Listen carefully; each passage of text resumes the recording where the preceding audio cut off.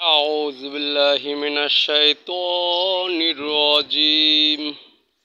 بسم الله الرحمن الرحيم الحمد لله رب العالمين الرحمن الرحيم مالك يوم الدين إياك نعبد وإياك نستعين اهدنا الصراط المستقيم صراط الذين أنعمت عليهم غير المغضوب عليهم ولا الضالين آمين نحمده ونصلي على رسوله الكريم أما بعد मोहतरम भाई दोस्त बुजुर्ग এই পৃথিবীতে আমরা যদি সবাই পাঁচ ওয়াক্ত নামাজ পড়ি নিয়মিত জামাতের সহিত নামাজ পড়ি নামাজ কিন্তু আল্লাহ শুধু পড়তে বলে নাই নামাজ কায়েম করতে বলছে অর্থাৎ নিজেকে পড়তে হবে এবং সবাইকে দাওয়াত দিয়ে পড়াইতে হবে ঠিক আছে না তো নামাজের আগে দাওয়াত হলো কালেমার দাওয়াত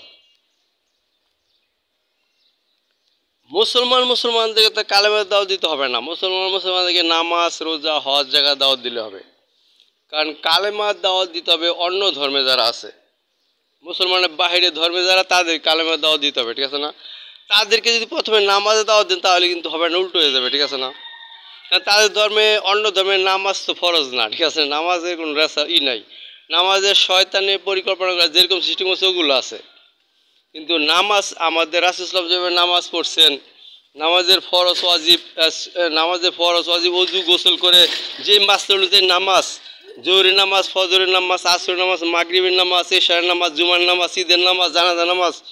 সাজু তওবার নামাজ হাজত নামাজ সুন্নতে জাহিদা সুন্নতে মুআক্কাদা বেতের নামাজ সাহায্য তসবিহ কদর নামাজ শবে বরাতের নামাজ শবে মেরাজের নামাজ আরও কত নামাজ আছে এরকম সিস্টেমিক অন্য ধর্মের নামাজ আছে অন্য ধর্মের হলো অন্য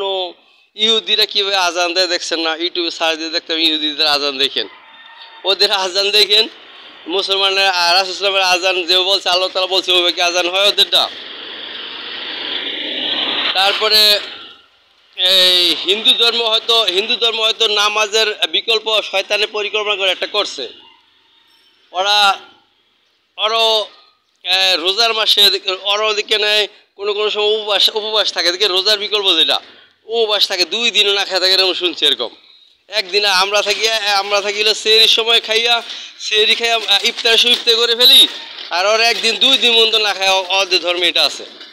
এগুলো তো রাসূলের সাথে মিল খাইল না ঠিক আছে এগুলো তো পালন করা যাবে না এই জন্য বিধর্মীদের নামাজ দাওয়াত দেওয়া যাবে না নামাজ হজ জায়গাতে দাওয়াত বিধর্মীদের দেওয়া যাবে না বিধর্মী দিতে হবে আগে দিতে হবে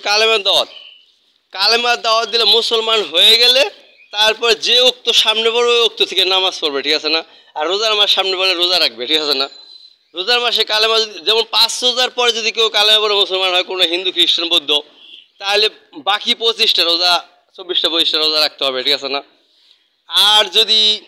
এই 24টা বললাম এই কারণে যে 29টা হলে তো 5টা রোজার পরে তার 24টা থাকে এই জন্য অনেকে পেঁয়াজ হতে পারে না এই জন্য বললাম আর 30টা হলে 25টি রোজা হইব 5 রোজার পরে 25টা অথবা 24টা হবে ঠিক আছে না আর আর মনে করেন যে আর ফজরের সময় ফজর আগে কালেমা বলে ফজর নামাজ পড়তে হবে নামাজ ফরজ হয়ে গেছে নামাজ ফরজ হয়ে গেছে ঠিক আছে না মুসলমানদের ফরজ যেমন নামাজ মেয়েদের 7 বছর পরে হয় ছেলেদের হয় 10 বছর পরে কিন্তু বিধর্মীদের মধ্যে মুসলমান যারা হবে তারা কালেমা পড়লেই নামাজ ফরজ হয়ে যাবে কিন্তু বিধর্মীদের মধ্যে যদি ছোটোকালে ওই একটা মেয়ে মনে করেন 7 বছর আগে কালেমা পড়ছে 5 বছর সময় একটা মেয়ে কালেমা পড়ে মুসলমান হয়েছে তাইলে তো ওর নামাজ ফরজ হয় না দেখেন ও মুসলমান আপাতত হয়ে রয়েছে মাসলা বুঝবে ও মুসলমান আপাতত হয়ে রয়েছে কিন্তু নামাজ কিন্তু ওর ফরজ হয় না যেহেতু বয়স 7 হয় না মেয়েটার হিন্দু একটা মেয়ে যদি 5 বছর কালেমা পড়ে মুসলমান ধরলাম এরকম যদি কোথাও হয় ঠিক আছে না ধরলাম এরকম যদি কোথাও হয় 5 বছর একটা 4 বছর বা 6 বছর একটা মেয়ে মুসলমান হইলো কিন্তু তার 7 বছর পর থেকে আর নামাজ হজ জাকাত করলে ঠিক আছে না আর যদি একটা ছেলের ক্ষেত্রেও 8-9 বছর বা 7-8 বছর বয়সে যদি কালেমা পড়ে মুসলমান হয়ে যায়, তারও 10 বছর পর থেকে নামাজ হজ জাকাত করে নেব, এইটাও আছে, ঠিক আছে না? আর মুসলমানদের তো কালেমা দেওয়া যাবে না, মুসলমানরা তো এমনি কালেমা পড়ে মুসলমান হয়েছে। মুসলমানদের নামাজে দাওয়াত দিতে হবে, আর রোজা রাখার দাওয়াত দিতে হবে, হজ করে দাওয়াত দিতে হবে, জাকাত দাওয়াত দিতে হবে, জাকাতেরও দাওয়াত দিতে হয়, ঠিক আছে না? এমন অনেক ধনী আছে জাকাত দেয় না, বুঝলেন না? যে টাকা কমে যাবে 12 টাকা বাড়াইতে চায়। আসলে যে জাকাত ফরজ করছে, টাকার ময়লা জাকাত, এটা জাকাত মানে টাকার ময়লা না, টাকার ময়লা। তো আবার জাকাত ফরজ করছে, সবেরও দরকার আছে, এটা বোঝে না, জাকাত দেয় না। এই জন্য জাকাতেরও দাওয়াত দিতে হবে, ঠিক আছে না? ঠিক আছে।